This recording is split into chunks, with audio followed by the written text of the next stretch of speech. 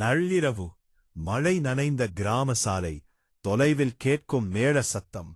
அந்த இருளுக்குள் சங்கிலி இழுக்கும் சத்தத்தோடு ஒரு காவல் தெய்வம் சுற்றி வருவதாக இன்றும் மக்கள் நம்புகிறார்கள். பல நூற்றாண்டுகளுக்கு முன்பு தென் தமிழகத்தின் சில கிராமங்களில் மர்ம சம்பவங்கள் அதிகரிக்க ஆரம்பித்தன. இரவு நேரங்களில் மாடுகள் காணாமல் போனது, காட்டுப்பாதையில் சென்றவர்கள் மீண்டும் திரும்பவில்லை. சிலர் கூறியது கருப்பு உருவம் ஒன்று பார்த்தோம், சிலர் கூறியது சங்கிலி சத்தம் கேட்டது. சூரியன் மறைந்ததும் மக்கள் வெளியே வர அஞ்சினர். குழந்தைகள் அழுதால் கூட அமைதியாக இரு, இல்லையெனில் அவன் வந்துவிடுவான் என்று பெரியவர்கள் எச்சரித்தனர். அந்த கிராமத்தின் எல்லையில் ஒரு சுடுகாடு இருந்தது.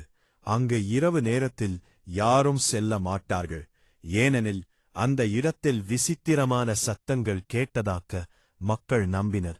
சிலர் கூறியது அது சாதாரண ஆவி அல்ல, ஒரு காவல் சக்தி. மக்களின் பயம் அதிகரித்தபோது அவர்கள் சிவனை வேண்டினர். எங்களை காப்பாற்றும் சக்தியை அனுப்பு என்று பிரார்த்தித்தனர். அப்போது சிவனின் உக்கிர சக்தியிலிருந்து ஒரு வீர காவல் ஆவி தோன்றியது. கையில் இரும்புச் சங்கிலி, கண்களில் நெருப்பு, உடலில் சாம்பல், அசுரர்களையே நடுங்க வைக்கும் உருவம். அவரே சங்கிலி பூதத்தார். அந்த இரவு கிராமத்தை அச்சுறுத்திய தீய சக்தி மீண்டும் வந்தது.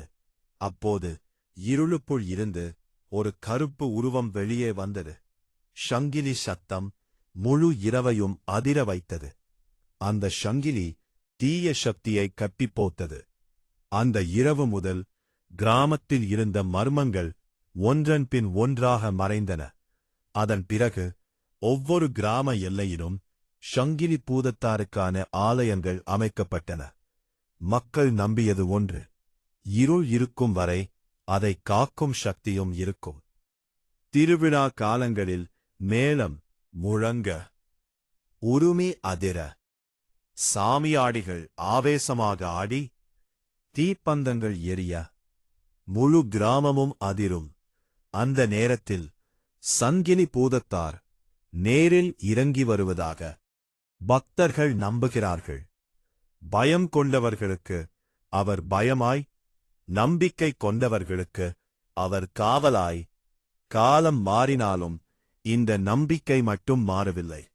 இன்றும் சில கிராமங்களில் நள்ளிரவில் சங்கிலி சத்தம் கேட்கும் என்று மக்கள் கூறுகிறார்கள். அது வெறும் கற்பனையா, அல்லது இன்றும் கிராம எல்லையில் ஒரு காவல் தெய்வம் நிற்கிறதா? கிராமத்தின் எல்லையில் சங்கிலி சத்தத்தோடு இன்றும் காவல் நிற்கும் அந்த மர்ம தெய்வம் சங்கிலி பூதத்தார்.